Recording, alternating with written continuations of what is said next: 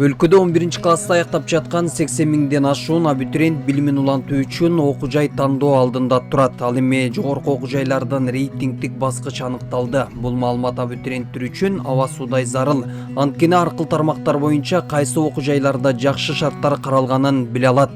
Рейтинг биринчиден рейтинг баардык жактан баягы человеческий фактор деп коебуз, объективдүү.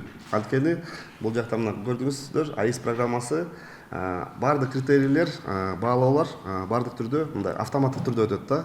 Мектепти бүтүп жогорку окуу жайга бара турганда мындай өз эле баягы суроо пайда болот да. Кайсы жерге барсам, кайсы жерге окусам, кайсы мисалы жогорку окуу жай жакшы, мындай ал жактан жакшы билим алам депчи. Ошондуктан бул ушул рейтингдин баягы кандай десем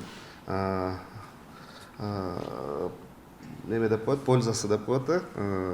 Жакшы жактары биринчиден ошо абитуриенттерге. Агартуу министрлигинин маалыматы боюнча өлкөдө 81 окуу жай болсо, 55 окуу жай менен байланышуунун жыйынтыгында 27 окуу жай рейтингдик баалоого толук катышууга макулдугун берсе, ал эми калган 28 окуу жай боюнча окутуучулардан жана жумуш берүүчүлөрдүн сурамжылоосунун негизинде алынган гана маалыматтар бар. 24-жылдын сентябрь айынан май айына чейин жүргүзүлдү. 25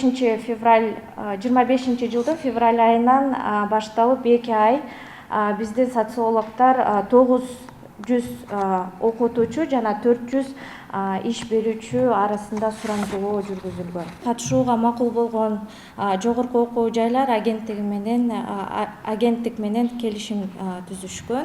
Айрым жогорку окуу жайлар ар кандай себептер менен катышуудан баш тартууну чечишти. Бирок ошондой болсо дагы биз алдыңкы окутуучулар жана иш берүүчүлөр арасында жүргүзүлгөн сурамжылоонун негизинде өз карандысыз эксперттик баалоо жүргүзүлдү. Жогорку окуу жайлардын рейтингдик көрсөткүчүн аныктоодо окутуунун сапаты, илимий ишмердүүлүк, инфраструктура, социалдык активдүүлүк, бүтүрүүчүлөрдүн ишке орношуусу сыяктуу критерийлердин негизинде баалоо жүргүзүлгөн. Академиялык аброю, иш берүүчүлөр арасындагы аброю, билим берүү чөйрөсү, Scopus базасындагы жарыяланган саны, индекс хиршасы жана эл аралык изилдөө тармагы.